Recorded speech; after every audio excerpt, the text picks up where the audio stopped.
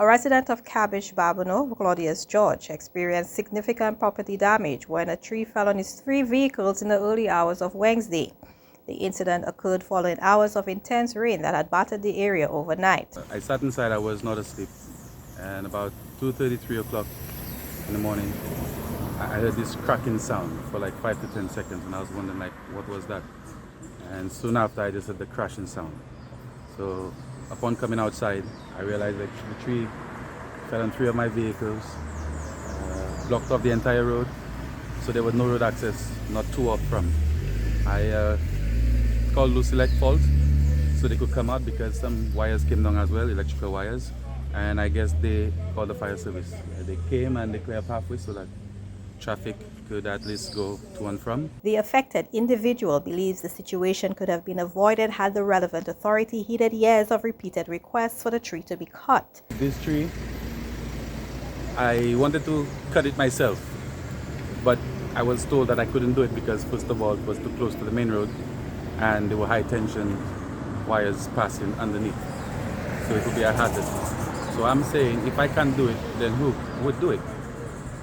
One day then Lucelec came knocking to my door and said that they need to plant a lamp pole, which is this lamp pole right there behind me.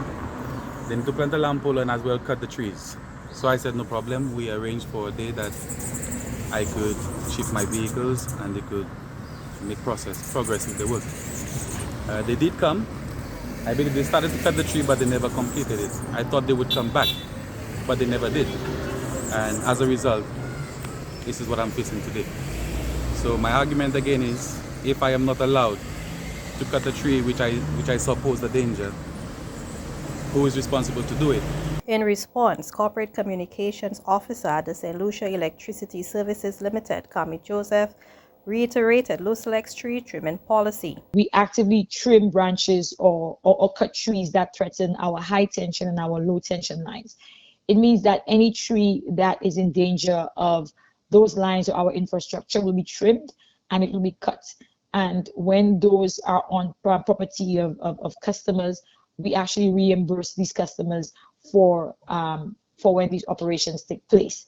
However, when the vegetation impacts or threatens a service line, that is the line that is between the customer's home and the pole, we do not trim the branches or cut the tree. Our policy in those instances is for the customer to do that, to take responsibility for that vegetation. What we will do is when the customer informs us of the threat to the line, we will have one of our technicians visit, and if it is determined that what is at threat is a service line, as in the line that is from the pole to the customer's home or business, we will make an appointment to come and drop the service line to allow the customer to trim the tree or to trim the branches, cut the tree, and then we will put the service line back up.